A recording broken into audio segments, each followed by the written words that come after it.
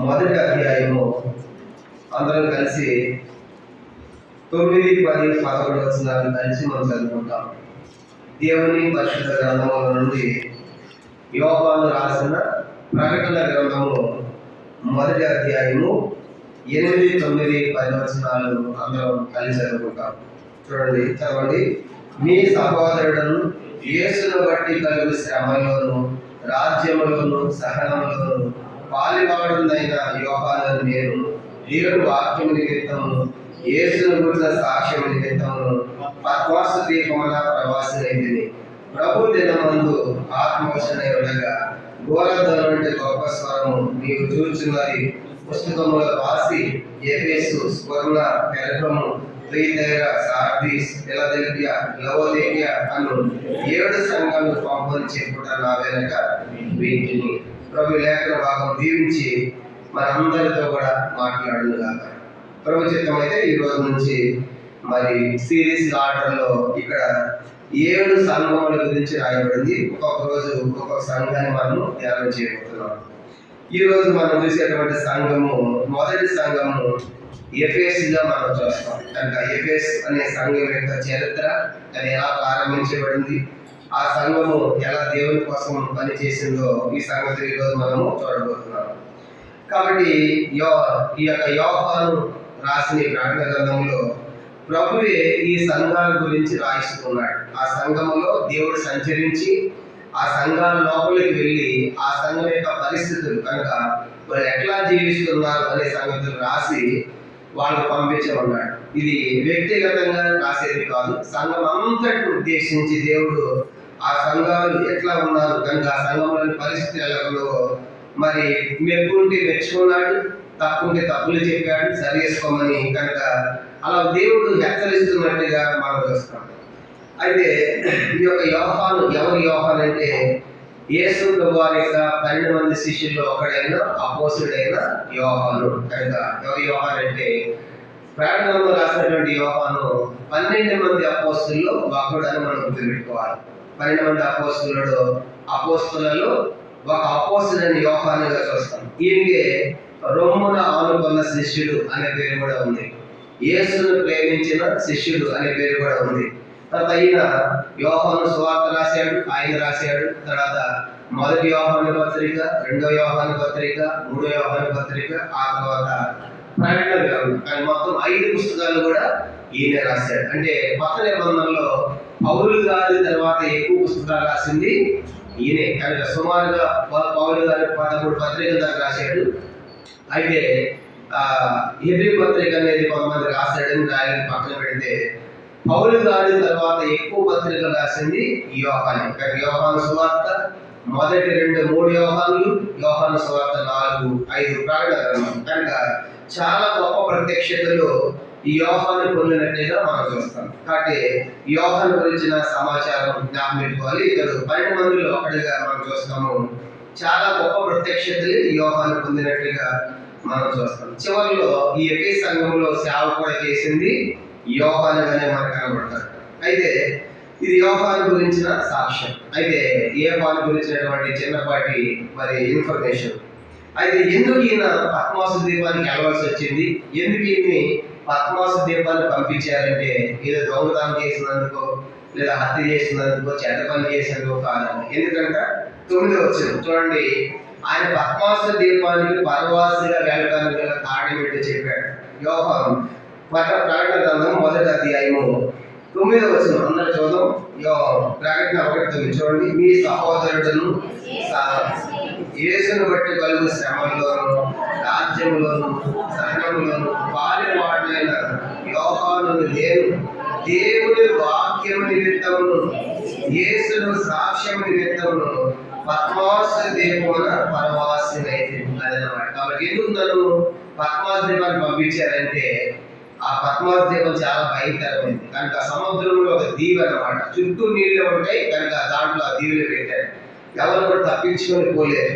అట్లాంటి భయంకరమైన కఠినమైన కఠోరమైనటువంటి ఆ దీపంలో యోహాను బంధించడానికి గల కారణము 2. ఒకటి, యేసుని యొక్క దేవుని యొక్క వాక్యాన్ని ప్రకటించినందుకు. 2వ, యేసుని గురించిన సాక్ష్యం ఇచ్చినాను కనుక ఆ రెండు కారణాలను బట్టి అక్కడ వేశాడు. కానీ ఆయన నేరము తప్పు పొరపాటు చేయాల. అందుకే ఏపీఎస్సీ పత్రిక రాసినప్పుడు కూడా ఏమంటాడు? ఏపీఎస్సీ పత్రిక 3వ అధ్యాయం ఏపీఎస్ సంఘం చూస్తున్నాం కదా, ఆ సంఘాన్ని రాసినప్పుడు కూడా ఆయన అంటాడు, ఎందుకు నేను ఆ దీపానికి వెళ్ళానంటే అక్కడ చెప్తాడు. ఏపీఎస్సీ పత్రిక 3వ అధ్యాయం మొదటి వచనం. ఏపీఎస్సీ పత్రిక 3వ అధ్యాయము మొదటి వచనము అందరూ చదువుకుంటారు. ఏపీఎస్సీ 3:1. ఈ హేతు చేత అన్యజనులైన మీ నిమిత్తము క్రీస్తు యేసు యొక్క ఖైదీ అయిన పౌలుని నేను ప్రార్థించేశాను. క్రీస్తు యేసు యొక్క ఖైదీ, యేసును బట్టి నేను ఖైదీనయ్యాను కనుక యేసును బట్టి నేను పద్మ దీపానికి వెళ్ళాను కాబట్టి యేసు యొక్క ఖైదీని. అర్థమైంది? కాబట్టి దొంగతనం ధ్యానం చేసినందుకు కాదు, యేసును ప్రకటించినందుకు, యేసును బట్టి నేను ఖైదీగా చేయబడ్డాను. దేవుని యొక్క వాక్యం నిమిత్తం, ఆయన సాక్ష్యం నిమిత్తము చేయబడ్డని చెప్పే ఆ సంగతి మన జ్ఞాపకం చేయబడుతుంది. అయితే ఈ యొక్క యోహాను మరి డొమినేషన్ అనే చక్రవర్తి యోహాన్ని చంపాలనుకుని ఎన్నో రకాల ప్రయత్నాలు చేసినట్టుగానే చనిపోడు. అప్పుడు చివరికి ఏం చేస్తారంటే ఆయన్ని ఈ యొక్క పద్మాస్ దీపాన్ని తీసుకొని పోయి అక్కడ ఒంటరి వదిలిపెడతారు. కానీ ఒంటరి వదిలిపెట్టినప్పుడు ఆ దీపంలో, ఆ కఠోరమైన దీపంలో దేవుడు ఆత్మ ద్వారా యోహానుతో మాట్లాడుతున్నాడు. చూడండి 10వ వచనం, ప్రకటన 1:10. ప్రభు దినమందు ఆత్మవశుడునై ఉండగా బోలధ్వని వంటి గొప్ప స్వరము నీవు చూచుమని పుస్తకంలో రాసి ఎఫెసు సంఘం, సువర్ణ, పెర్గము, త్రియేతర, సార్దీ, ఫిలదెల్ఫియా, లవోదికయ 7 సంఘములకు పంపమని చెప్పుడు నా వెనక వింటిని. కాబట్టి దేవుడు ఆత్మ స్వరూపైన దేవుడు, ఆయన ఆత్మవశుడే ఉన్నాడు. అంటే దేవుని యొక్క ఆధీనంలో, స్వాధీనంలో ప్రభు దినం అన్నప్పుడు దేవుని యొక్క ఆత్మే యోహానుతో మాట్లాడుతుంది స్వర్మ ద్వారా. నేను చెప్పే అన్ని కూడా రాసి ఆయా సంఘాలకి నేను చెప్పిన వర్తమానాలు పంపించన్నాడు. దాంట్లో మొట్టమొదటి సంఘము ఎఫెసులో చూస్తున్న పట్టణంలో చూడండి. పట్టణంలో మనకి ఎఫెసు కనబడుతుంది. వెనకాల మ్యాప్ లో మనకి ఎఫెసు అనే పట్టణం మనకు కనబడుతుంది. ఎఫెసు ఆసియా కనబడుతుంది కదా, ఆసియా కింద ఇక్కడ మనకి ఎఫెసు మనకు కనబడుతుంది. స్ఫుర్ణకి మిలేతుకు మధ్యలో ఉన్న ప్రదేశమే ఎఫెసు. కనుక పైన స్ఫుర్ణ, కిందేమో మిలేతు. స్ఫుర్ణ, మిలేతు మధ్యలో ఉన్నటువంటి ఈ ప్రదేశమే ఎఫెసుగా మనం చూస్తాం. పైన స్ఫుర్ణ, కింద మిలేతు, ఈ రెండు ప్రాంతాల మధ్యలో ఉన్న ఈ ప్రదేశమే ఎఫెసు. పైన ఆసియా కనబడుతుంది కదా, ఆసియా కానీ ఇప్పుడు విభవ ఆసియా ఖండం. ఆసియా ఒకప్పుడు రాష్ట్రం. ఎవరైతే అదేంటి, ఇది రోమా సామ్రాజ్యంలో ఈ ఆసియా అనేది ఒక రాష్ట్రం అన్నమాట. ఆసియాగా ఇప్పుడు ఆసియాతో పోల్చుకుని ఇది ఖండం అనుకోకూడదు. ఆ దినాల్లో రోమా సామ్రాజ్యంలో ఈ ఆసియా బైబిల్లో మ్యాప్లో ఆసియా అనేది ఖండం కాదు, అది ఒక రాష్ట్రం. కనుక రోమా సామ్రాజ్యం ఇక్కడ ఎట్లా కనబడుతుంది? ఇటలీ ఇది రోమ్ అన్నమాట. Rome Italy. కనుక ఈ రోమా సామ్రాజ్యం ఇదంతా కూడా రోమా సామ్రాజ్యం ఆధీనంలో ఉందన్నమాట. రోమీల పరిపాలన టైంలో ఇవన్నీ వాళ్ళ స్వాధీనంలో ఉన్నాయి. ఆ రోమా సామ్రాజ్యంలో ఈ ఆసియా అనేది ఒక రాష్ట్రంగా ఉంది. ఆ రాష్ట్రంలో ఉన్నటువంటి ప్రాంతాలే ఇక్కడ ఎఫెసు, స్వర్ణ, సార్దీసు, త్రియేతర, ఫిలదెల్ఫియా, లవోదికయ, ఈ సంఘాలన్నీ మనకు కనబడుతుంది. కానీ ఈరోజు మనము దీంట్లో నుంచి ఎఫెసు యొక్క సంఘాల గురించి మనం చూడబోతున్నాం. ఎఫెసు యొక్క సంఘం చెప్పండి. ఎవరి పరిపాలన కాలంలో? రోమీల పరిపాలన కాలంలో ఆసియా అనేది ఒక ఖండంలో ఉంది. ఆసియా ఖండంలో అనేకమైన పట్టణాలు ఉన్న సంఘాలే ఈ సంఘాలు. కాబట్టి ఈ సంఘాలు ఎట్లా ప్రారంభమైనది అనేది మనం చూస్తాం. ఈరోజు ఎఫెసు యొక్క సంఘాన్ని గురించి మనం చూడబోతున్నాం. చూడండి, ఎఫెసు సంఘం ఎట్లా ప్రారంభమైందంటే బైబిల్లో మనకి పర్ఫెక్ట్ గా పాలన వ్యక్తి చేసేదని లేదు. కానీ అపోస్తలుల కార్యం 2వ అధ్యాయము 2వ అధ్యాయం పేతురు గారు ప్రసంగం చేసినప్పుడు ఆసియా నుండి కూడా వచ్చినట్టుగా మనకు కనబడుతుంది. అపోస్తలుల కార్యములు 2వ అధ్యాయం 9వ వచనం. అపోస్తలుల కార్యములు 2వ అధ్యాయము 9వ వచనం చదువు. అపోస్తలులు 2:9.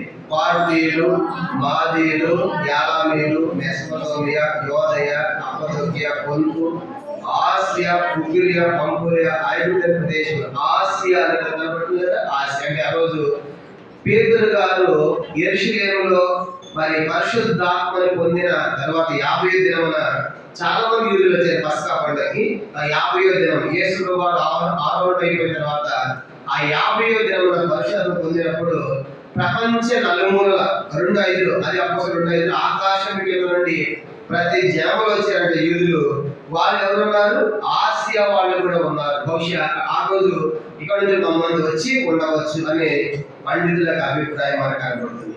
అయితే ఈ ఆసియా చూడండి, ఈ ఆసియా గమనించినప్పుడు దీనికి వాటర్ ఉంది. చూడండి, ఆసియా దీనికి సముద్ర మార్గం వాటర్ కూడా ఉంది. ఆ తర్వాత నడక దారి కూడా ఉందన్నమాట. కనుక రోడ్డు మార్గం కూడా చాలా సులువే. కనుక ఆసియా వెళ్ళాలంటే ఇలాగా సముద్రంలోంచి రావచ్చు ఆసియాకి, లేదంటే ఇలాగా గమనించమంటే రోడ్డు మార్గం ద్వారా కూడా ఈ ప్రాంతానికి వెసులుబాటు అవకాశాలు ఉన్నాయి. కనుక దీనికి సముద్ర మార్గం ఉంది, ఆ రోడ్డు మార్గం కూడా ఉంది. కాబట్టి ఈ పట్టణం చాలా బిజీగా ఉండేది. కనుక ఈ పట్టణం చాలా రద్దీగా ఉండేది.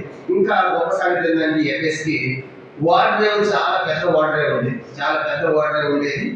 ఆ తర్వాత రోడ్డు మార్గము, తర్వాత వాటర్ రెండు విధాలు కూడా ప్రయాణ సౌకర్యాలు వచ్చాయి. కాబట్టి ఈ పట్టణం చాలా బిజీగా రద్దీగా ఉంది.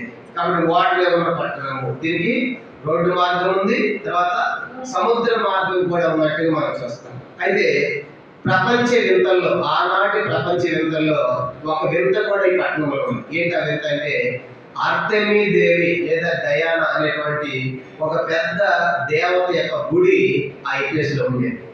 ఆ దేవత ఏమన్నారంటే గ్రీకులేమో ఆర్తెమీ దేవి అని పిలిచారు, రోమీలేమో డయానా అని పిలిచారు. రెండు ఒకటి. కనుక గ్రీకులేమో ఆర్తెమీ దేవి అని పిలిచారు, అదే దేవత రోమీలేమో డయానా అని పిలిచారు. అంటే ఆనాటి ప్రపంచ వింతల్లో ఒక వింత ఏంటంటే ఆర్తెమీ దేవి కనుక చాలా ప్రఖ్యాతి గాంచింది. ఆ యొక్క దేవత ప్రపంచంలో అనేక మంది ఆ యొక్క దేవతను దర్శించడానికి ఆ ప్రాంతానికి వెళ్ళినట్టు మనం చూస్తాం. ఈనాడు మనకు చాలా వింతలు ఉన్నాయి కదా. అట్లాంటి వింత ఆనాటి దినాల్లోనే ఆ యొక్క ప్రవేశపట్నంలో ఆర్తెమీ దేవని గ్రీకులు పిలిచారు, డయానాని రోమీలు పిలిచారు. ఆ యొక్క దేవత గుడి చాలా ప్రాముఖ్యమైనది. ఏం చేసేవాళ్ళంటే ఆయా ప్రాంతానికి వచ్చిన తర్వాత ఆ పట్టణంలో పట్టణంలో చిన్న చిన్న ఆ దేవత బొమ్మలు కనుక ఏర్పాటు చేసేవాళ్ళు. వీళ్ళు డబ్బులు పెట్టి కొనుక్కునేవాడు. వచ్చిన వాడు డబ్బులు పెట్టి కొనుక్కుని ఈ బొమ్మను తీసుకొని లోపల పెట్టి పూజ చేసుకుని అక్కడే వదిలిపెట్టి వెళ్ళిపోయేవాడు. మళ్ళీ కంసాలు ఏం చేసేవాడు, బొమ్మను తీసుకుని మళ్ళీ అమ్ముకునేవాడు అనమాట. అప్పుడు వీళ్ళ డబ్బులు చాలా వచ్చాయి. ఎవరికి? ఆ బొమ్మలు చేసేవాడు. అట్లా వ్యాపారం బాగా జరుగుతుంది. కనుక అట్లా వ్యాపారానికి చాలా ప్రఖ్యాతి, చాలా డబ్బులు వచ్చాయి అన్నమాట. ఇట్లాంటి పరిస్థితుల్లో అపోస్తలుడైన పౌలు గారు ఈ పట్టణానికి ఎంటర్ అయ్యారు. ఏ పట్టణము? ఎఫెసు పట్టణం. ఇట్లాంటి పట్టణం, ఇంత రద్దీగా ఉన్నటువంటి పట్టణం, ఇంత పెద్ద దేవత ఉన్నటువంటి గుడి ఉన్న పట్టణం, అది 7 వింతలు ఒకేందనేటువంటి ఆ పట్టణానికి వెళ్ళి సువార్త ప్రకటించాలంటే చాలా ఈజీగా ఉంటుంది, కష్టంగా ఉంటుంది. అది ఎంత కష్టమో కదా. కాబట్టి అలాంటి పరిస్థితుల్లో పౌలు గారు ఈ పట్టణానికి వెళ్ళారు సువార్త ప్రకటిస్తాను. అందుకే అట్లా వెళ్ళినప్పుడు ఆ పరిస్థితి ఎట్లా ఉన్నదాక కొరింథీ పత్రిక చెప్పాడు. చూడండి, మొదటి కొరింథీ పత్రిక 15వ అధ్యాయం. అలాంటి పరిస్థితుల్లో అంత పెద్ద దేవత ప్రఖ్యాతి వచ్చిన ఆ పట్టణానికి వెళ్ళి ఆయన సువార్త ప్రకటించడం అంటే ఆయన ఏమని చెప్తున్నాడు చూడండి దాని గురించి. మొదటి కొరింథీ పత్రిక 15వ అధ్యాయం, మొదటి కొరింథీ పత్రిక 15వ అధ్యాయం 32వ వచనం. మొదటి కొరింథీ పత్రిక 15వ అధ్యాయము 32వ వచనంలో చదవండి. 32.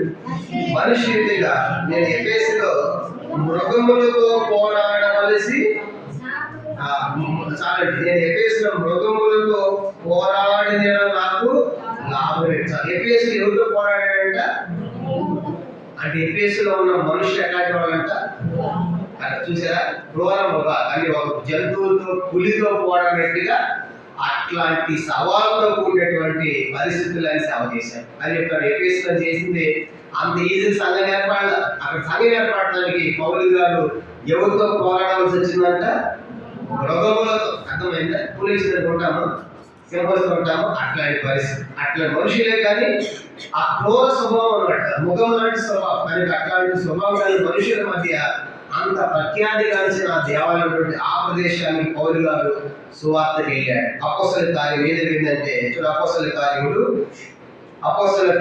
19వ అధ్యాయంలో ఈ వివరణ మనకు ఉంటుంది. పౌలు గారు ఆ ప్రాంతానికి వెళ్ళకముందు అక్కడ అకుల ప్రిస్కిల్లా అనేవాడు ఉంటారు. వాళ్ళు కూడా పంపకాలు సేవ చేస్తారు అక్కడ. ఆ తర్వాత అపోస్తల కార్యం 18వ అధ్యాయము 19వ వచనం. అపోస్తల కార్యములు 18-19. వారు ఎఫెసునకు వచ్చినప్పుడు అతడు వారిని అక్కడ విడిచిపెట్టి తాను మాత్రం సమాజ మందిరంలో ప్రవేశించి యూదులతో తర్కించుచుండెను. కాబట్టి ఎఫెసులో అపోల్లో ప్రిస్కిల్లా అనే వాళ్ళని రోమా చక్రవర్తి ఎఫ్యూర్ నుండి వెళ్ళగొడతారు. ఎఫ్యూర్ నుంచి వెళ్ళగొట్టినప్పుడు వాళ్ళు ఈ ప్రాంతానికి వస్తారు, కనుక కొరింథీకి వస్తారు. ఆ తర్వాత ఏం జరుగుతుందంటే ఇక్కడ పౌలు గారితో పాటు కొంతకాలం అపోల్లో ప్రిస్కిల్లాలు ఉంటారు. ఆ తర్వాత 24వ వచనం. అలెగ్జాండర్ అపోల్లో అని ఒక యూదుడు ఎఫెసునకు వచ్చాడు. చూడ అలెగ్జాండర్ పట్టణం మనం చూసినప్పుడు ఈ కింద డౌన్ లో కలదు అలెగ్జాండర్. ఈ అలెగ్జాండర్ పట్టణంలో కూడా అపోల్లో కూడా ఎఫెసులో సేవ చేశాడు. అపోల్లో ప్రిస్కిల్లాని రోమాకి కనపడతారు. కనుక ఇక్కడి నుంచి రోమా చక్రవర్తి వెళ్ళబడినప్పుడు యూదులందరూ కూడా రోమలో ఉండొద్దు అని చెప్పినప్పుడు ఇక్కడి నుంచి రెండు వాళ్ళు ఏం చేశారంటే ఈ పట్టణానికి వస్తారన్నమాట. కాబట్టి ఎఫెసు పట్టణంలో అపోల్లో ప్రిస్కిల్లాని సేవ చేశారు. తర్వాత ఈయన అలెగ్జాండర్ వాడైనా అపోల్లో సేవ చేశాడు. తన పౌలు గారు తన రెండో ప్రయాణంలో నిలిచింది. రెండో ప్రయాణం 18వ అధ్యాయం 19వ ప్రయాణం. రెండో ప్రయాణంలో కూడా పౌలు గారు అక్కడ కొంతకాలం సేవ చేస్తాడు. ఆసియాలో ఎక్కువ కాలం గడుపుతాడు. కనుక పౌలు గారు తిరిగి ప్రాంతాలన్నింటిలో కూడా ఎక్కువ కాలం గడిపిన ప్రదేశం ఏంటంటే ఎఫెసు పట్టణం. అంటే సుమారుగా 3 సంవత్సరాలు సేవ చేస్తారు. ఎన్ని సంవత్సరాలు? అపోస్తల కార్యములు 20వ అధ్యాయం. అపోస్తల కార్యములు 20వ అధ్యాయము 31వ వచనం.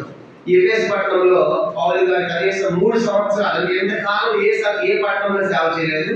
ఎక్కువ కాలం సేవ చేసిందని ఇక్కడ అపోస్తల కార్యములు 20వ అధ్యాయం 31వ వచనం. కావున నేను 3 సంవత్సరములు రాత్రి పగలు కన్నీరు విడుచు ప్రతి మనుష్యునికి మానవ బుద్ధి చెప్తుందని మీరు జ్ఞాపకము. ఎఫెసు గురించి మాట్లాడతారు. కనుక 3 సంవత్సరాలు అక్కడ గొప్ప పరిచయం చేశారు. అక్కడి నుంచి మిగతా సంఘాలు కూడా చుట్టుపక్కల మిగతా సంఘాలు కూడా ఏర్పడినట్లుగా మనం చూస్తాం. మాట చెప్పాలండి, ఈ ప్రాంతానికి ఇది ఒక తల్లి సంఘం లాగా ఉంది ఎఫెసు పట్టణం. అయితే పౌలు గారు ఈ పట్టణంకి వచ్చిన తర్వాత జరిగిన సంగతి ఏంటంటే అపోస్తల కార్యం 19వ అధ్యాయంలో పౌలు గారు ఈ పట్టణంలో తురన్ను అనేటువంటి పాఠశాల తీసుకుంటాడు. ఇక్కడ పాఠశాల పేరేంటి? తురన్ను. అపోస్తల కార్యం 19వ అధ్యాయం చూడండి. 19వ అధ్యాయము మనం గమనించామంటే 9వ వచనం. అపోస్తల కార్యం 19:9 వచనం. అయితే కొందరు కట్టపరచబడిన వారు కనుక జనసమూహం ఈ మార్గం దూషించిన అతను విడిచి శిష్యులను ప్రత్యేకపరచుకుని ప్రతిదినం తురన్ను పాఠశాల తగ్గించి వచ్చిన ప్రత్యేక పౌలు గారు ఈ పట్టణంలో పాఠశాల పెట్టారు. ఏం పెట్టాడు? ఈ పట్టణంలో పాఠశాల. ఏం నేర్పించాలని? దేవుని వాక్యం యొక్క పాఠాలు నేర్పించాలి. సుమారుగా 12,000 మంది శిష్యులు అక్కడ తయారయ్యారు. ఎన్ని వేల మంది? 12,000 మంది శిష్యులు ఆ పాఠశాలలో తప్పిదయ్యారు. కనుక అంటే అంతమందికి అయినా ఒక పాఠశాల తీసుకుని యేసే క్రీస్తు అని దేవుని యొక్క వాక్యాన్ని ఆయన ప్రకటించాడు. ఆ పట్టణంలో ప్రకటించినప్పుడు కింద వచ్చారు చాలా మంది ప్రభుత్వం అవుతారు. పౌలు గారు గుడ్డలు తగిలితే వస్త్రాలు తగిలితే కూడా చాలా మంది స్వస్థత కలుగుతుంది. అది ఇదంతా తెలిసిన తర్వాత ఇదే అద్భుతంగా ఉందని చెప్పిన తర్వాత పౌలు గారు చెప్పింది కరెక్ట్ అని చాలా మంది నమ్ముతారు. పౌలు గారు ఒక దయ్యం పట్టిన వాళ్ళు ప్రార్థన చేస్తే దయ్యం పడిపోతుంది. ఆ తర్వాత పౌలు చేశారు కాబట్టి నేను కూడా చేస్తాను. ఒక సేవ అయినటువంటి ఒక యజ్ఞం చేస్తానంటే ఏసునామనప్పు అన్నాడు ఒక మంత్రి. ఇది పౌలు గారు మంత్రం లాగా ఉంది. పౌలు గారు ఏసునామనప్పు అంటే దయ్యం పోతుందని వీడు కూడా ఏసునామనప్పు అంటాడు దయ్యాన్ని. అసలైనటువంటి అభివృద్ధి అప్పుడే జరుగుతుందంట. 14 వచ్చిన చూడండి. 13-14 వచ్చిన మన 11 చదివి బాగుంటుంది. అపోస్తల కార్యం 19-11. 10 నుంచి 2 ఏళ్ల వరకు ఇలా జరిగింది. యూదులేమి విదేశీయులేమి ఆసియాలో కావాలన్న అందరూ ప్రభు వాక్యము వినిది. ఆసియా అనేది రాష్ట్రం పెట్టుకో, దేశం కాదు, అండం కాదు. మరి దేవుడు పౌలు చేత విశేషమైన అద్భుతములను చేయించిన అతని శరీరంలో కలిగిన ఆ చేతి గుడ్డలైనను నడికట్లైనను రోగులందరూ తెచ్చినప్పుడు రోగములు వారిని విడిచిన దయ్యములు కూడా వదిలిపోయింది. అప్పుడు దేశ సంచారులు మాంత్రికులైన కొందరు యూదులు పౌలు ప్రకటించు యేసు తోడ మిమ్మను ఉచ్చాటన చేయించున్నాడని మాట చెప్పి దయ్యములు పట్టిన వారి మీద ప్రభు యేసు నామమును ఉచ్చరించుటకు కూలికొనిరి. యూదులనే ఎవరైనా ప్రధాన యాజకుని కుమారులు 7 అలాగనే చేయించండి. అందుకు ఆ దయ్యము నేను యేసును గుర్తెరుగుదును పౌలును కూడా ఎదుగుదల మీరెవరని అడుగుగా ఆ దయ్యం పట్టినవాడు ఎగిరి వారి మీద పడి వారి ఇద్దరిని లొంగ తీసుకెళ్చారు. అందుచేత వారి దిగంబరులై గాయము తగిలి ఆయన నుండి పారిపోయారు. కాబట్టి పౌలు గారు దయ్యం ఎటువంటి వేరే కొడతామని ఏసునాను పాటు ఏసునాను తెలిసి పౌలు దిగబడతామని చెప్పి ఆ దయ్యం వాళ్ళ మీద పడేది. కనుక దిగంబరుగా చేసింది. అప్పుడు ఏం జరిగిందంట? 18వ వచనం, విశ్వసించిన వారు అనేకులు వచ్చి తాము చేసిన వాటిని తెలియజేసి ఒప్పుకొని మాంత్రిక విద్య అభ్యసించిన వారు అనేకులు తమ పుస్తకములు తెచ్చి అందరి ఎదుట వాటిని కాల్చి వేసి వారు లెక్క చూడగా వాటి గల 50,000 వెండి రోకల ఎంత ప్రభావంతో ప్రభు వాకి బలమై వ్యాపించి. ఆ దినాల్లో మంత్రాల విద్య ఉండదు, మాంత్రిక విద్య కూడా. కానీ మాంత్రిక విద్య ఉంది, కానీ ఈ అతిని దేవి ఉంది కదా, ఆ దేవి దగ్గర దేవదాసి వృద్ధి జరిగేది, అసహ్యమైన కార్యాలు కూడా ఉండేవి. ప్రజలు ఎక్కువ మంది కూడా వచ్చేవాళ్ళు అది ఆ గుడి దగ్గరికి. అట్లాంటి పరిస్థితుల్లో మరి అక్కడ మాంత్రిక విద్యలు కూడా నేర్పించేవాళ్ళు కనుక ఆ పుస్తకాలు కూడా దాదాపు 50,000 వెండి రూపాయలు, చాలా ఖరీదైన పుస్తకాలు అన్ని కూడా.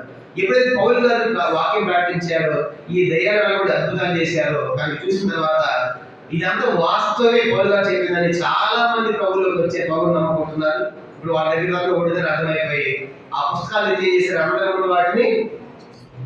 ముందు వాటిని కాల్చివేశారు. కాల్చివేసినప్పటికీ ఏం జరిగిందంటే ఇక ఎప్పుడైతే చాలా మంది ప్రభువుని నమ్ముతారో ఏం జరుగుతుంది, అక్కడ చాలా మంది ప్రభువుని నమ్మినప్పుడు వ్యతిరేకత కూడా చాలా పెద్దగానే ఉంటుంది. చూడండి, అపోస్తలుల కార్యం 19వ అధ్యాయం 23వ వచనం. అపోస్తలుల కార్యం 19:23 చూడండి, 19:23. ఆ కాలమందు క్రీస్తు మార్గమును గురించి చాలా అల్లరి కలిగింది. అల్లరి కలగడం అర్థం ఏంటి? ఈ పౌలనేవాడు ఎక్కడి నుంచో వచ్చి ఇక్కడ అద్భుతాలు చేసి యేసుని పత్రం ప్రకటించి మన అర్తెమీ దేవి దైవటువంటి ఈ యొక్క దేవత యొక్క మహిమను తగ్గిస్తున్నాడు. ఆయన చెప్పేది గొప్పడవుతుందని క్రీస్తు మార్గం గురించి అల్లరి అవుతుందంటే పెద్ద యుద్ధమే చేశారు కనుక చాలా పెద్ద గొడవ చేశారు పౌలు గారి మీద. అప్పుడు ఆ అడ్డం ఏం చేశారంటే అక్కడ ఆ బొమ్మలు చేసేవాడు. 24వ వచనం, ఎలాగనగా దేవేంద్రి అనే ఒక కంసాలి అర్తెమీ దేవికి వెండి గుళ్ళను చేయించడం వల్ల ఆ పని వారికి మిగుల లాభం కలిగించింది. ఎందుకు లాభము? కొనేవాళ్ళంతా ఆ బొమ్మలు కొంటారు, ఆ గుళ్ళని పూజ చేస్తారు, అక్కడ వేసి వెళ్ళిపోతారు అన్నమాట. మళ్ళీ మళ్ళీ అమ్ముకుంటారు అన్నమాట. అంతా చాలా లాభం వచ్చేది. అప్పుడు ఆ దేవేంద్ర ఏం చేస్తారంటే మనకు లాభం ఉంది కదా, అయితే 25 అతడు వారిని అట్టి పని చేయు ఇతరులను గుంపుకొచ్చి, అయినా ఈ పని వల్ల మనకు జీవనం బహు బాగా జరుగుతుందని మీకు తెలియను, అయితే చేతులతో చేయబడిన దేవతలు కావాలి. ఈ పౌలు చెప్పి ఎఫెసులో మాత్రం కాదు, దాదాపు ఆసియానంతటా బహుజనులను ఒప్పించి త్రిప్పిన సంగతి మీరు చూచి విని ఉన్నారు. మరియు ఈ మన హృదయంలో లక్ష్యం తగ్గిపోవడే కాక మహాదేవైన అర్తెమీ దేవి యొక్క గుడి కూడా తృణీకరింపబడి ఆసియానంతటా భూలోకం మందు పూజింపబడుతున్న ఈ యొక్క గొప్పతనం తొలగిపోలేని భయము తోచుతుందని వాడితో చెప్పాడు. కానీ ఇప్పుడు ఈ దేవేంద్ర అనేవాడు ఏం చేశాడంటే ఈ బొమ్మలు తీసేవాడు అనమాట, తయారు అమ్మేవాడు. వీడు ఏం చేశాడంటే ఈ పనిచేసే వ్యాపారాలు అందరూ సమకూర్చారు అనమాట. సమకూర్చి మీటింగ్ పెట్టాడు. ఏ మీటింగ్? ఇప్పుడు దాకా మనం బొమ్మలు చేస్తున్నాము, చాలా వ్యాపారం వచ్చింది, మా వ్యాపారం డల్ అయిపోతుంది, ఎవరు పంటలా. ఎందుకు? ఆ పౌలనేవాడు వచ్చాడు, ఇక్కడికి వచ్చి ఆయన కొత్త దేవుడు కనిపిస్తున్నాడు, చాలా మంది ప్రభువుని నమ్ముతారు. కాబట్టి ఇట్లాగే మనం వదిలిపెడితే మన వ్యాపారము దెబ్బతిని మనకు లాభం రాదు. ఆ తర్వాత ఈ దేవుడి యొక్క మహిమ భూలోకం అంతటి వ్యాపించింది.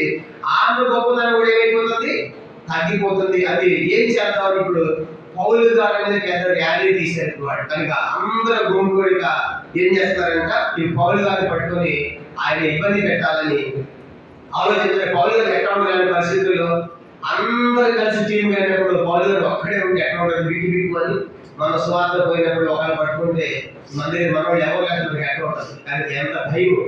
అట్లా అనేది మృగములతో నేను పోరాడే అలాంటి పరిస్థితి నెలకొంది. కానీ ఇప్పుడు వాళ్ళు ఏం చేస్తారంటే వచ్చి అందరూ గ్రూప్ గా టీమ్ గా ఫామ్ అయిపోయారు. దాంట్లో మనం దీన్ని ఏదో డిసైడ్ చేయాలని చెప్పేసి ఏం చేస్తారు వాళ్ళు? చూడండి ఏం చేస్తారంటే వాళ్ళు 28వ వచనం, వారు విని రౌద్రముతో నిండిన వారే ఎఫెసు అర్తెమీ మహాదేవి అని కేకలు వేసి పట్టణం బహు గలిబిలిగా ఉండేను.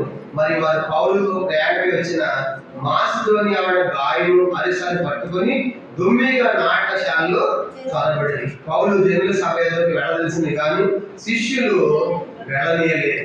మరియు ఆసియా దేశాధికారులు కొందరు అతనికి స్నేహితులై ఉండి అతనికి వర్తమానం పంపి నాటకశాలను వెళ్ళవద్దని అతని వేడుకొని ఆ సభ గలిబిలిగా ఉండేది కనుక కొందరిలా కేకలు వేసి తామిందని నిమిత్తము కూడుకొందరు చాలా మందికి తెలియలేదు. అప్పుడు యూదులు అలెగ్జాంద్రును ముందుకు త్రోయగా కొంత సమూహంలో నుండి అతను ఎదురు తెచ్చింది. అలెగ్జాండర్ సైగ చేసి జనులతో సమాధానం చెప్పుకోవాలని ఉండేది.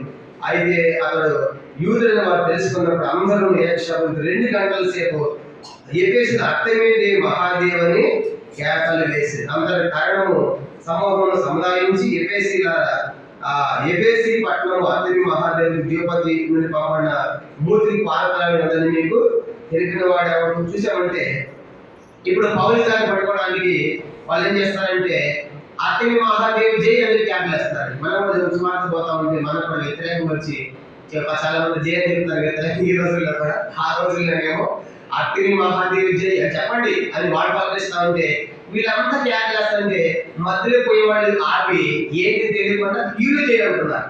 మనం కూడా సుమార్త పోతారు ఇక్కడ పట్టుకుని కొంతమంది మాట్లాడుతూ ఉంటారు. బడ్లేసుకుని వీడు అవుతాడు, వీడికి ఆ సంబంధం లేదా ఏదో తెలీదు, వాళ్ళు చేయండి వీళ్ళు కూడా జయంతి గుమ్ముకూడదు. అట్లా గుమ్ముకు 2 గంటల సేపు ఏకదాటిగా అర్తెమి మహాదేవి అర్తెమి మహాదేవి క్యాంపులు వేస్తున్నారు. వచ్చే ప్రతి ఒక్కటి జాగ్రత్త పెద్ద టీం అయిపోయారు అనమాట. ఇప్పుడు ఎటువంటి పరిస్థితి, ఇట్లాంటి పరిస్థితి అక్కడ కారణం ఒక పబ్లిక్ ఆఫీసరు ఇలా చేసేది మంచిది కాదు, మీకు కోర్టులు ఉన్నాయి, న్యాయస్థానాలు ఉన్నాయి, కాబట్టి అక్కడికి వెళ్ళాలి కానీ ఇట్లా పని చేయకూడదు, లాంటి ప్రాబ్లం వస్తుందని చెప్పేసి వాళ్ళు గద్దించి పౌలు గారిని అక్కడి నుంచి తప్పిస్తారు. కారణం అంటే పబ్లిక్ ఆఫీసర్ అనమాట. ఆ యొక్క ప్రాంతానికి ఒక పబ్లిక్ ఆఫీసర్. అలాగా పౌలు గారు అట్లాంటి కఠినమైనటువంటి పట్టణంలో ఆయన పరిచర్య సేవ చేశాడు. కనుక అర్థమైందని ఆయనకి మృగములతో పోరాడంటే అంత భయంకరమైన పరిస్థితులు పౌలు గారు ఈ పట్టణంలో గొప్ప సేవని చేశాడు. కాబట్టి అంత ఈజీగా సంఘం ఏర్పడలేదు. కనుక 2 గంటల సేపు క్యాప్లు వేశారంటే ఏకదాటిగా ఆలోచించండి ఎంత భయంకరమైన తీవ్రమైన పరిస్థితి అక్కడ ఉందో మనకి కనబడుతుంది. అలాగా ఇక్కడ సేవ ప్రారంభమైందని పౌలు గారు ఈ ప్రాంతం నుంచి ఆయన వేరే ప్రాంతానికి వెళ్ళిపోతున్నాడు. వెళ్ళిపోయేటప్పుడు ఇప్పుడు ఎఫెసులో సంఘం ఏర్పడింది. సంఘం ఏర్పడడానికి ఈ సంఘాన్ని ఎవరు చూడాలి అంటే ఆ కొంతమంది పెద్దలు ఉన్నారు. పెద్దలు పిలిపించి పౌలు గారిని వెళ్ళిపోతున్నాను, సంఘం ఏర్పడింది, జాగ్రత్త, ఈ సంఘం చాలా కష్టమైన పరిస్థితులు ఏర్పడే సంఘం ఇది, కాబట్టి మీరు జాగ్రత్త చూసుకోండి అని పెద్దలకి బాధ్యత ఇస్తారు. అపోస్తలుల కార్యం 20వ అధ్యాయం. అపోస్తలుల కార్యం 20వ అధ్యాయం 17 చూడండి. అపోస్తలుల కార్యం 20వ అధ్యాయం 17వ వచనం. అతను మిలేతు నుండి ఎఫెసునకు వర్తమానం పంపి సంఘం పెద్దలను పిలిపించి వారు తన ఎద్దకు వచ్చినప్పుడు వారితో ఇట్లను, నేను ఆసియాలో పాలు పెట్టిన దినం నుండి ఎల్లకాలం మీ మధ్య ఎలా నడుచుకుంటున్న మీరే ఎరుగుదు. యూదుల కుట్ర వల్ల నాకు శోధన సంభవించినాను, కన్నీరు విడిచి పూర్వమైన వినయభావంతో నేను ప్రభువుని సేవించుంటున్నాను, మీకే తెలియదు అని చెప్పకుండా వచ్చి ఏమని చెప్తాడు పౌలు గారు అంటే, నేను వెళ్ళిపోతున్నాను అని ఈ బాధ్యతలన్నీ కూడా ఎఫెసు యొక్క సంఘం యొక్క బాధ్యతలు ఎఫెసు సంఘం యొక్క పెద్దలు చెప్తా ఏమంటున్నాడు చూడండి. 28వ వచనం 28. దేవుడు తన స్వరక్తి నుంచి సంపాదించిన తన సంఘమును కాయటకు పరిశుద్ధాత్మ మిమ్మల్ని దేవుని అధ్యక్షులుగా ఉంచిన ఆ యావత్తు మందను గురించి మీ మట్టుకు మిమ్మల్ని గురించి జాగ్రత్తగా ఉండు. కాబట్టి జాగ్రత్త, ఎందుకంటే దేవుడు స్వరక్తిని సంపాదించిన సంఘం అది, కాబట్టి ఆ సంఘం జాగ్రత్త, ఎఫెసు సంఘం జాగ్రత్త అని చెప్పి మీ మట్టు కూడా మీరు జాగ్రత్తగా ఉండండి అని ఆ పెద్దలు కూడా చెప్పారు. సంఘము జాగ్రత్త ఉండాలి, సంఘం పెద్దలు కూడా జాగ్రత్త ఉండాలి. ఎందుకు? 29వ వచనం, నేను వెళ్ళిపోయిన తర్వాత క్రూరమైన తోడేడు మీలో ప్రవేశించి నాకు తెలియను, వారు మందను కనికరింపని చెప్పాడు. కాబట్టి జాగ్రత్త, నేను వెళ్ళిపోయిన తర్వాత క్రూరమైన తోడేడు తప్పు బోధలు వస్తారు, తప్పుడు అపోస్తలులు వస్తారు, అపోస్తలులు కాని వాళ్ళు వస్తారు, తప్పుడు సిద్ధాంతాలు తీసుకొస్తారు. కనుక మీరు జాగ్రత్తగా ఉండండి. ఈ సంఘ బాధ్యత తప్పించాడు పౌలు గారు చెప్పండి. సంఘపు పెద్దలు చూడండి, యాప్లు మనం చూసామంటే ఆయన ఈ యెరూషలేం పోతారు. యెరూషలేం ప్రయాణం పోయే సమయంలో మిలేతు అనే ప్రదేశానికి వచ్చాడు. మిలేతు రాగానే అక్కడ దాకా ఎఫెసు వెళ్తే చాలా టైం పడుతుంది కాబట్టి ఈ మిలేతులోకి ఎఫెసు పెద్దలు పిలిపించుకొని ఎఫెసు యొక్క సంఘ బాధ్యతలన్నీ కూడా మిలేతులో సంఘం పెద్దలకు ఆయన అప్పగించి ఆయన అక్కడి నుంచి ముందు కొనసాగుతున్నాడు. అట్లాగా మరి ఎఫెసులో సంఘ పెద్దలకి బాధ్యత ఇచ్చాడు. మీరు జాగ్రత్తగా ఉండండి, సంఘం కూడా జాగ్రత్తగా ఉండండి, తప్పు బోధనలు వస్తాయి, మీరు జాగ్రత్తగా ఉండండి ముందే హెచ్చరికలు చెప్పాడు. నేను వెళ్ళిపోయిన వస్తాను కానీ అందుకే అక్కడ తిమోతిని పెట్టి వెళ్తారు. ఎఫెసులో తిమోతి మీ దగ్గర ఉంటాడు, ఆయన ఈ పత్రిక చూసుకుంటాడు అంటే మొదటి తిమోతి పత్రిక వెళ్తే అక్కడ తిమోతిని పెట్టి వెళ్తారు. మొదటి తిమోతి పత్రిక 1వ అధ్యాయం మొదటి తిమోతి పత్రిక మొదటి అధ్యాయము 3-4 వచనాలు చూడండి. మొదటి తిమోతి పత్రిక మనం గమనించండి. మొదటి అధ్యాయము 3-4 వచనాలు. నేను మాసిదోనియాకు వెళుచుండగా సత్యమునకు భిన్నమైన బోధ చేయవద్దని కల్పనా కథలను, మితములేని వంశాలను, విశ్వాసమైన దేవుని ఏర్పాటుతో కాక వివాదములతో సంబంధము కలిగి ఉన్నవి కనుక వాటిని లక్ష్య పెట్టవద్దని కొందరికి ఆజ్ఞాపించినప్పుడు నీవు ఎఫెసులో నిలిచి ఉండవాలని నిన్ను హెచ్చరించినట్టు ఇప్పుడును హెచ్చరించను. ఎఫెసు ఎవరు ఉన్నారంట? తిమోతి ఉన్నారు. జాగ్రత్తగా తప్పుబోధలు వస్తాయి. మరి వంశావళి కల్పన కథలు చెప్తారు. తర్వాత వంశావళి గురించి రకరకాల సిద్ధాంతాలు తీసుకొస్తారు. కాబట్టి తిమోతి నువ్వు ఎఫెసులో ఉండి వాటిని ఖండించు, వాటిని ఖండించి చదివారు. కాబట్టి ఆ మాసిదోనియాకు వెళ్ళే టైంలో తిమోతి అంటే ఎఫెసులో పెట్టిపోతాడు. కనుక అలాగే తిమోతి కూడా కొంతకాలం సేవ చేశారు. కనుక అక్కడ ఎఫెసులో అపోలో క్రిస్టియన్లో ఉన్నారు. అపోలో సేవ చేశాడు. తర్వాత తిమోతి కూడా అక్కడ ఉన్నట్టుగా మనం చూస్తాం. ఆ తర్వాత క్రీస్తు 70 తర్వాత 70లో మరి టైటస్ అనే చక్రవర్తి తెచ్చి యెరూషలేము మొత్తం ధ్వంసం చేస్తాడు. యెరూషలేము పట్టణాన్ని నాశనం చేసిన తర్వాత ఆ సమయంలో ఈ యొక్క యోహాను అంటే 12 మంది శిష్యులు ఒకరైన యోహాను వెళ్ళి ఆ సంఘంలో ఒక కాపరిలాగా ఉండి సేవ చేస్తాడు. కనుక ఆయన దాదాపు సుమారుగా మరి చాలా కాలం సేవ చేస్తాడు. అక్కడ సుమారుగా మనం చెప్పాలంటే 20 సంవత్సరాల దాకా ఆయన సంఘంలో సేవ చేసినట్లుగా మనకు చరిత్ర చెప్తాం. కనుక ఇప్పుడు ఆ యొక్క ఎఫెసు సంఘానికి కాపరి ఎవరు చెప్పండి? 12 మంది శిష్యులు ఒకడైన యోహాను. కనుక ప్రారంభంలో అపోలో క్రిస్టియన్లు ఉన్నారు, అలెగ్జాండర్ అపోలో ఉన్నాడు, తిమోతి ఉన్నాడు. ఇప్పుడు క్రీస్తు 70లో యెరూషలేము నాశనం అయిపోయిన తర్వాత, ధ్వంసమైన తర్వాత ఈ ఎఫెసు పట్టణానికి 12 మంది శిష్యుల్లో ఒకడైన యోహాను గారు. కనుక మన చదువుతున్న పాఠాలను రాశాను కదా, ఆయన ఈ పట్టణానికి వెళ్ళి కొంతకాలం ఒకడైన సేవ చేస్తాడు. దీపానికి వెళ్ళక ముందు అనమాట. కనుక దీపానికి పద్మజకి వెళ్ళక ముందు ఈయన ఈ ప్రాంతంలో చాలా కాలం సేవ చేస్తాడు. అలా సేవ చేసి అలా పరిచయ సేవ కొనసాగిస్తాడు ఈ యొక్క యోహాను గారు. తనకి యోహాను గారు ఏమంటారు? సంఘానికి ఒక కాపరిలాగా సేవకులాగా పరిచయం చేస్తాడు. ఇప్పుడు చెప్పినంత కూడా ఎఫెసు సంఘం ఎలా ఏర్పడిందో చరిత్ర మాత్రమే చెప్తున్నాను. చెప్పండి, ఆ పట్టణం ఎక్కడ చెప్పు? ఆసియా అనే రాష్ట్రంలో ఒక పెద్ద పట్టణం. కనుక అది వాటిలో ఉన్నటువంటి పట్టణం. రోడ్డు మార్గము, తర్వాత ఆ సముద్ర మార్గం కూడా ఉంది. తర్వాత అతిథి అనేటువంటి ప్రఖ్యాతి గంచిన దేవత కూడా ఉంది. అట్లాంటి పట్టణానికి వెళ్ళి పౌలు గారు అక్కడ ఇట్లాంటి గొప్ప పరిచయం చేశారు. ఇప్పుడు ఆ సంఘానికి ఏమని చెప్తాడు దేవుడు? ప్రాణము చూద్దాం. ఇప్పుడు చెప్పినంత ఉపద్గా ఆ సంఘం ఎట్లా ఏర్పడిందో తెలుసుకున్నాము. ఇప్పుడు ఆ సంఘానికి ఏమి రాశాడో చూద్దాం. చూడండి, ప్రకటన 2వ అధ్యాయము మొదటి 7 వచనాల్లో ఈ సంఘాన్ని గురించి పౌలు గారు ప్రభు యోహానుతో రాయిస్తున్నాడు. చూడండి, ప్రకటన 2వ అధ్యాయం మొదటి వచనం. ప్రకటన 2వ అధ్యాయము మొదటి 7 వచనాల్లో ఎఫెసు సంఘం చెప్పాడు. ఇప్పుడు 2వ అధ్యాయం మొదటి వచనం.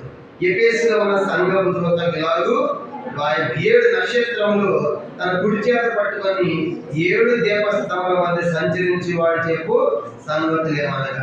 గమనించండి, ఎఫెసు సంఘపు దూత ఎఫెసు సంఘానికి రాయి 7 నక్షత్రములకు వస్తాం కదా. ఏంటి 7 నక్షత్రాలు? మొదటి అధ్యాయం 20 వచనం. మొదటి అధ్యాయం 20 చూడండి. చెప్పాడు కదా కింద ఆ 7 సువర్ణ దీపస్తంభాల రాయము, ఆ 7 నక్షత్రములు 7 సంఘములకు దూతలు. ఆ 7 దీపస్తంభములు 7 సంఘములు. చూసారు, 7 సంఘాలు. బైబిల్ 7 అనేది పరిపూర్ణత, సంపూర్ణతను తెలియజేస్తుంది. ఇది పరిపూర్ణము, ఇది సంపూర్ణం అని తెలియజేస్తాం.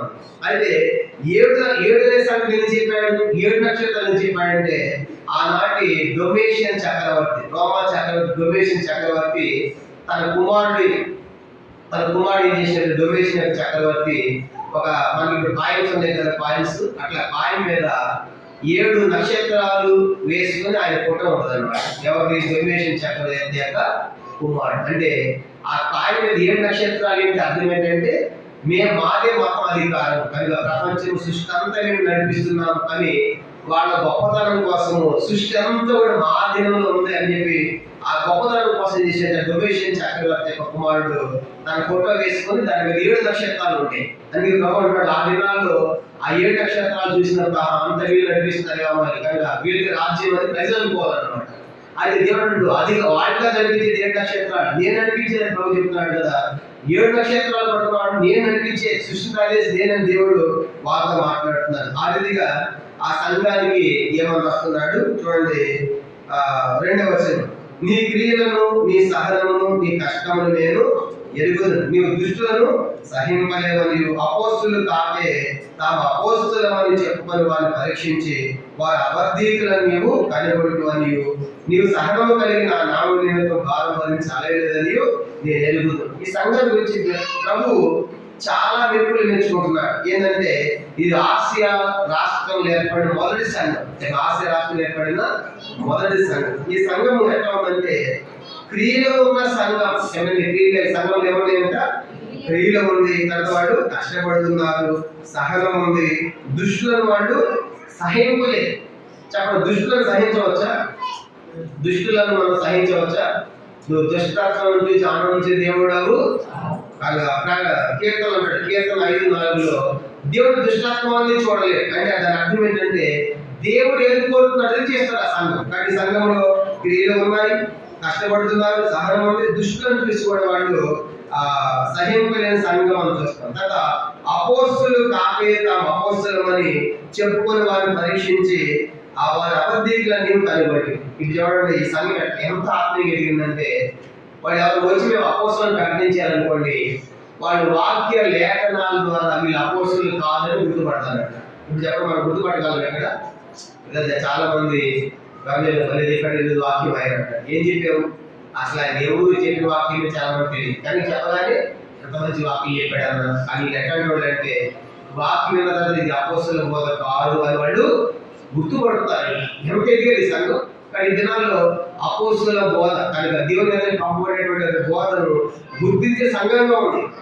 అయితే విచారం ఏంటంటే కొరింథీ సంఘం కూడా, కొరింథీ సంఘంలో కూడా అపోస్తులు కాని వాళ్ళు వచ్చారంట. వస్తే వాడు గుర్తించలేకపోయారు. చూడు, కొరింథీ పత్రిక 2వ కొరింథీ పత్రిక 11వ అధ్యాయం, 2వ కొరింథీ పత్రిక 11వ అధ్యాయం 13వ వచనం. 2వ కొరింథీ పత్రిక 11వ అధ్యాయం, 2వ కొరింథీ పత్రిక 11వ అధ్యాయం 13వ వచనం చదువుదాం. 2వ కొరింథీ 11:13. ఏలైనగా అటు వారు క్రీస్తు యొక్క అపోస్తుల వేషము ధరించుకున్న వారే ఉండి దొంగ అపోస్తులను మోసగాళ్ళకి పనివారే ఉన్నారు. కాబట్టి కొరింథీ సంఘంలో కూడా దొంగ అపోస్తులు కనబడ్డారు. మేము అపోస్తులు అని చెప్తున్నా కనుక.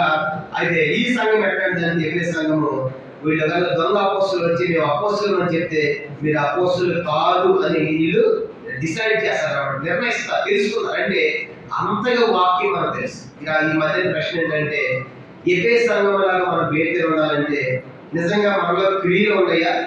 మనలో కష్టపడే తత్వం ఉందా? 3వదిగా మనలో సహనం ఉందా? తర్వాత 4వదిగా దుష్టులను దుర్మార్గతను మనం సహించని వాళ్ళని మనం ఉన్నామా? ఆ తర్వాత అపోస్తులను మనం పరీక్షించగలమా? వీళ్ళు దొంగ అపోస్తులు అని చెప్పగలమా? ఇది దొంగ బోధన చెప్పగలమా? అంటే ఎంత వాక్యం మీద అవగాహన పట్టుగా చెప్తారు. అలాగే ఎదిగారు కనుక వాళ్ళు ఈ అబద్ధీకులను గుర్తుపెడుతున్నారు. అబద్ధీకులు అపోస్తులు కాదని గుర్తుపడుతున్నారు.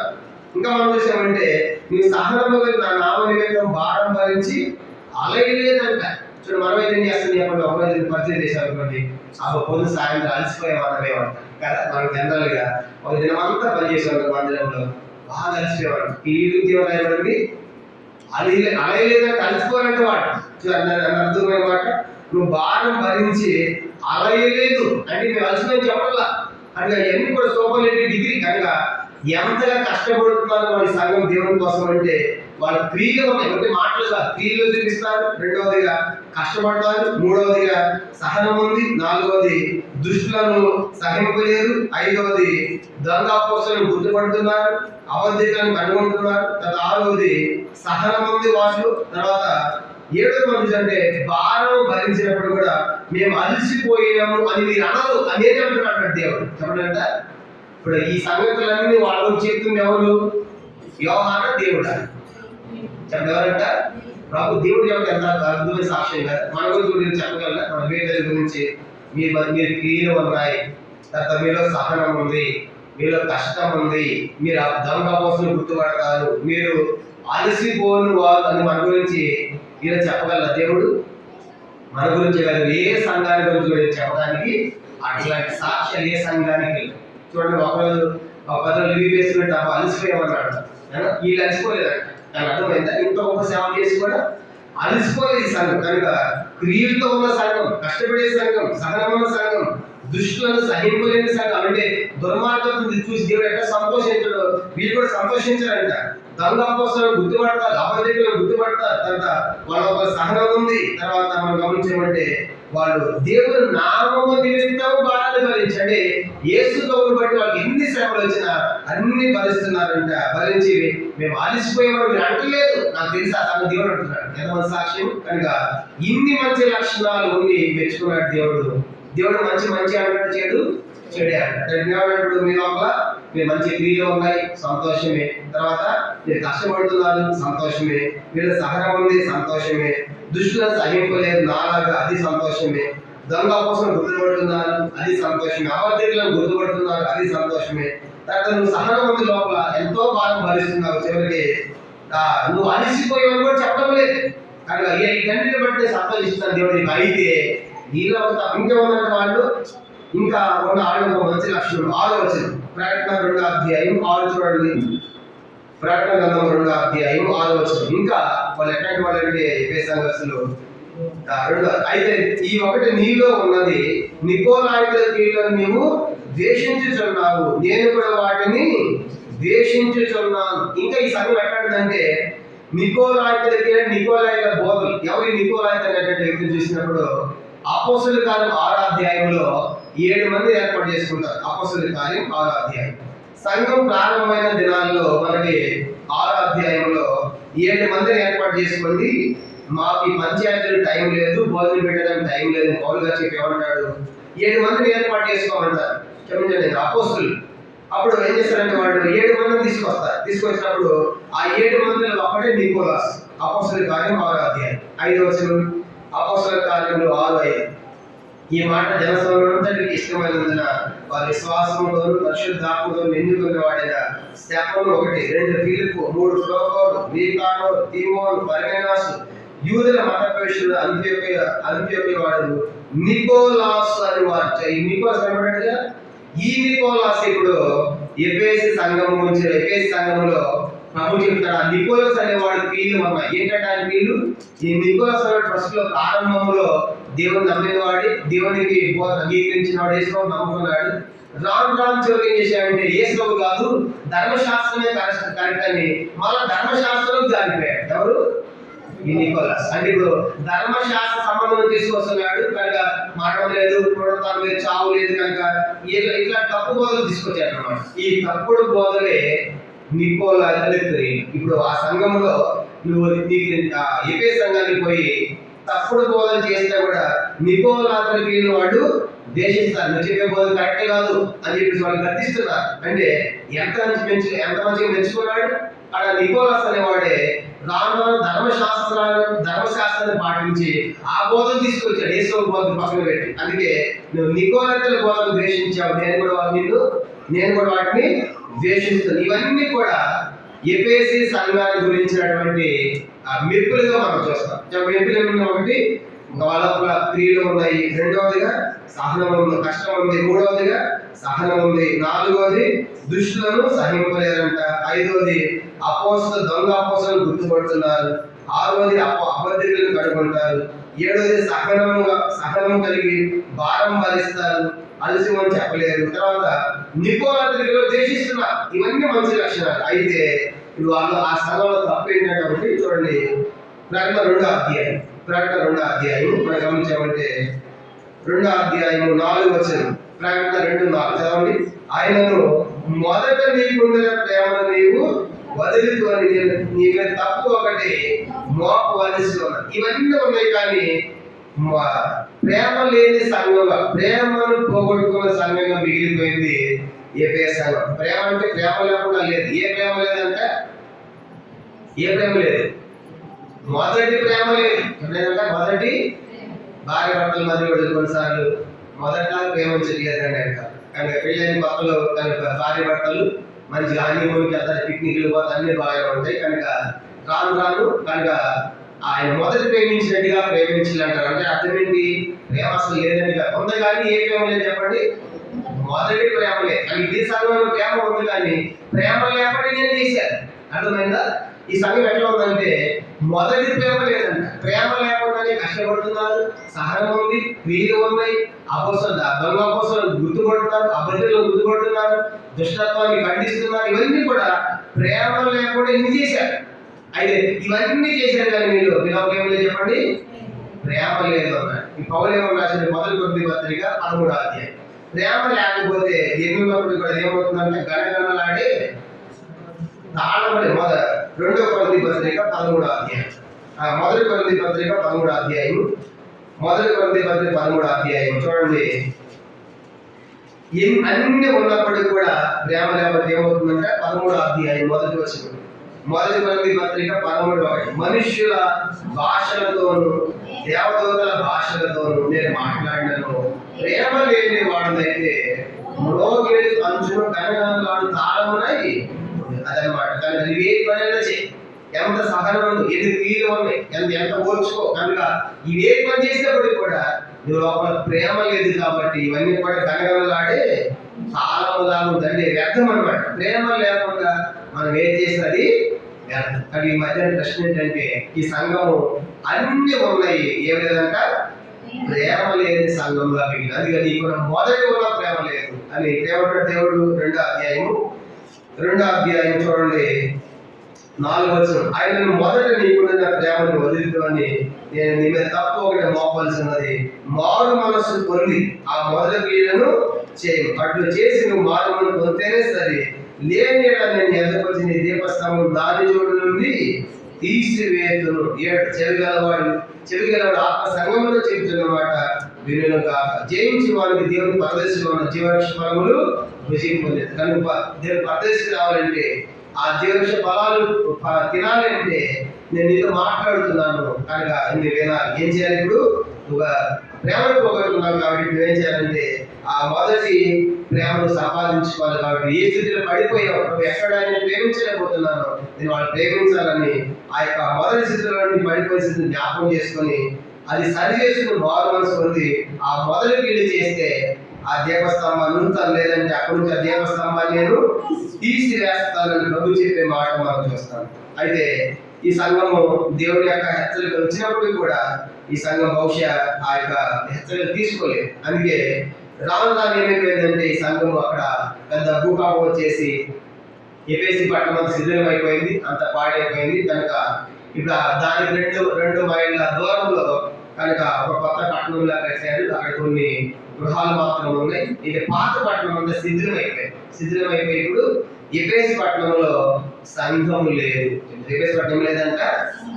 ఎంత విచారం! కారణం ఏంటి? నువ్వు మారు మనసు పొందబోద్దు అనేది చేస్తాడు దేవుడు ఈశ్వర కాబోడు. కానీ ప్రస్తుతం అయితే ఇప్పుడు ఎఫెసీ పట్టణంలో సంఘము లేనిగా మాట్లాడబడుతుంది. అంటే రాత్రి నేల విత్తనం వల్లే అది ఎదిగింది కానీ ఎండ మాడిపోయి ఫలించలేకపోయింది. కాబట్టి ఈ మధ్యాహ్నం ప్రశ్న ఏంటంటే మనకు కూడా మనము ఆ మొదటి ప్రేమను మనం కాపాడుకోవాలి. మనం ఎన్ని చేసినప్పటికీ మనం 2 క్రియలు ఉన్నా, ఎంత కష్టం ఉన్నా, ఎంత సహనం ఉన్నా, ఎంత సమర్పణ ఉన్నా, నువ్వు ప్రేమ లేకపోతే ఏమంటాడు కదా, నీవు వ్యర్థుడవి. కానీ ప్రేమ లేకపోతే మొత్తం పోగొట్టుకుంటాం. అందుకే మనం చేసే ప్రతి ఎట్లా ఉండాలంటే మొదటి కొరింథీ పత్రిక చదువు ముగించుకుంటాం. మొదటి కొరింథీ పత్రిక 16వ అధ్యాయం. మొదటి కొరింథీ పత్రిక 16వ అధ్యాయం 14వ వచనం. మొదటి కొరింథీ పత్రిక 16వ అధ్యాయం 14వ వచనం. మీరు చేయు కార్యములన్నీ ప్రేమతో చేయండి. అందుకే పౌలు గారు అంటారు కదా, మీరు చేసే పద్ధతి కూడా ప్రేమతో చేయండి.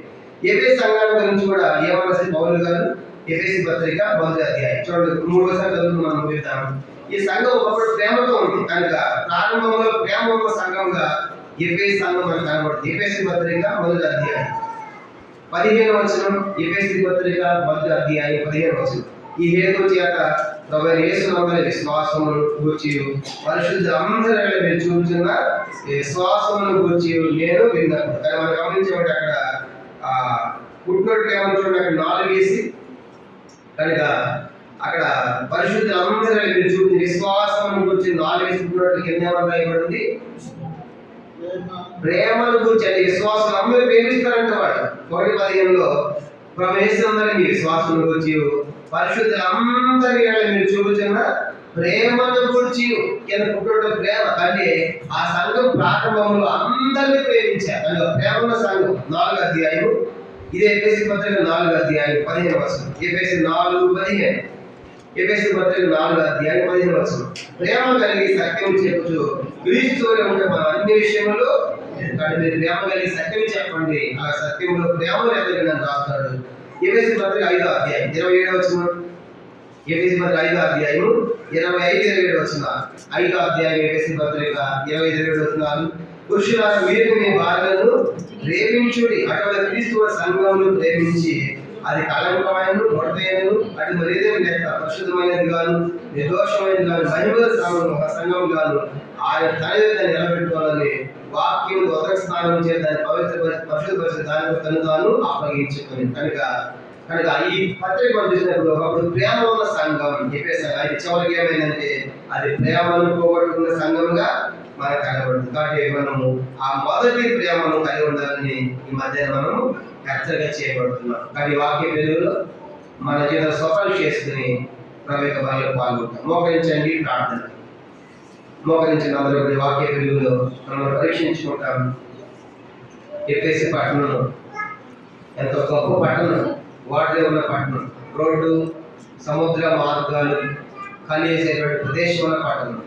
అర్ధమీదేవి డయానా గొప్ప దేవత, ప్రపంచంలో ఒకైన పట్టణం. అట్లాంటి ఒక గొప్ప ప్రఖ్యాతిగాంచిన పట్టణానికి వెళ్ళి సేవ చేయాలంటే అంత ఈజీ కాదు. పౌలు గారు మృగములతో పోరాడారు. అక్కడికి ఏకదాని 2 గంటల సేపు కేకలు వేశారు, చంపాలని ప్రయత్నం చేశారు. అట్లాంటి పరిస్థితులు వెళ్ళి సంఘం స్థాపించాడు పౌలు గారు. ఆ సంఘంలో 3 సంవత్సరాలు సేవ చేశాడు. సుమారుగా 12,000 మంది పై శిష్యులు తయారు చేశాడు. ఒక పాఠశాల స్థాపించాడు, అద్భుతాలు చేశాడు. ఎంతో మంది మాంత్రికులు కూడా వచ్చి అవన్నీ అక్కడ వేసి పుస్తకాలు 50,000 వెండి రూపాయలు, చాలా పెద్ద పుస్తకాలు, అవన్నీ కూడా ఒట్టివని కాల్చివేశారు. ప్రభు నమ్మారు. ఎంత అద్భుతంగా సేవ జరుగుతున్నప్పుడు దేవేంద్ర అనేటువంటి అంశాలు వాళ్ళని టీవీగా పాప్ చేసి పౌరులకు వ్యతిరేకం చేసినప్పుడు అక్కడ పబ్లిక్ ఆఫీసర్ కారణం అనే వ్యక్తి పౌరు గారు తప్పిస్తాడు. ఇది అల్లచేవరి కోర్టులో ఉంది. అట్లాంటి చరిత్ర కలిగిన పట్టణం ఇదంతా చరిత్ర. ఇట్లాంటి పరిస్థితులు ఈ సంఘం ఏర్పడింది. ఈ సంఘం కూడా ఎంత అద్భుతంగా ఎదిగిందంటే వాళ్ళ లోపల క్రియలు ఉన్నాయి. ఈ మధ్యన మనలో క్రియలు ఉన్నాయా? కాబట్టి మాటలు లేదా? సహనం ఉందా? భారం భరించేది ఉందా? దుర్మార్గతను ద్వేషించేది ఉందా? అబద్ధ అపోస్తులు అబద్ధీయులను మనం గుర్తించగలమా? దొంగ అపోస్తులు మనం గుర్తించగలమా? వాక్య లేఖనాల మీద పట్టు మనకు ఉందా? అది మాత్రమే కాదు, నికోలైన కీళ్ళు వాళ్ళు చెప్పేది పోతే తప్పని మనం గుర్తుపెట్టగలమా? ఇవన్నీ ఉన్నాయి ఆ సంఘాన్ని. కాబట్టి దేవుడు పని చేసినప్పుడు కూడా భారం భరించడం మేము అలసిపోయామంటలేదు అన్నమాట. ఇవన్నీ దేవుడు చెప్తున్నాడు. నేను ఎరుగుదును. దేవుడు మన సమస్తాన్ని ఎరిగిన వాడు, మన హృదయాన్ని ఎరిగిన వాడు. దేవుడు ఈ మధ్యాహ్నం మనకు చెప్పగలడా? నీ గురించి నేను ఎరుగుదును, నువ్వు సహనం ఉంది, కష్టపడుతున్నావు, క్రియలు ఉన్నాయి అని మన విషయం దేవుడు చెప్పగలడా? దేవుడు క్షమించు. ఏ సంఘంలో 4 క్రియలు లేవు, సహనం లేదు, ఓపిక లేదు, భారం భరించేది లేదు, వాక్యం యొక్క లోతుపాతులకి ఏది సత్యమో గుర్తుపట్టలే స్థితిలో ఉన్నారు. నికరేతర బోధలు కూడా ద్వేషించలేదు. సరిగ్గా ఇవన్నీ లేకపోగా ప్రేమ కూడా లేదు. కాబట్టి సంఘమే లేకుండా అయిపోయింది. ఈ మధ్యాహ్నం ఈ వాక్య పరిస్థితుల్లో మనం ఎక్కడున్నాం ఇవన్నీ పోల్చుకున్నప్పుడు మనకి ఎంత వాక్యం విస్తారంగా మనతో తీసుకొచ్చి మాట్లాడుతున్నాడు. ఎన్ని సత్యాలు అంటే ఆశ అనుకుంది. వాక్యం ఇంకా పట్టు సాధించాలి, తెలుసుకోవాలని ఆశ అనుకుందా? అది మధ్యాహ్నంలో వివిధ క్షమాపణ కోరడం, ఆయన నడి సర్వీస్ను చక్కబరుచుకుని ఆయన పనులలో మనం పాల్గొంటాం. ప్రార్థన.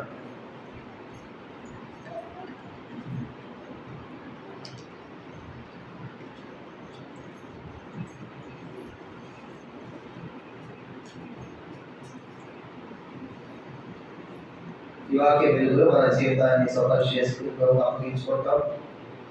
ఎఫెసీ సంఘం యొక్క చరిత్ర, తన సంఘం యొక్క లక్షణాలు కూడా దేవుడు ఎంతగా మెచ్చుకున్నాడు. ఎన్ని గొప్ప లక్షణాలు ఉన్నాయి. కానీ మధ్యాహ్నం వాటిలో కొన్ని మనలో ఉన్నాయా? కానీ మనం పరీక్షించు.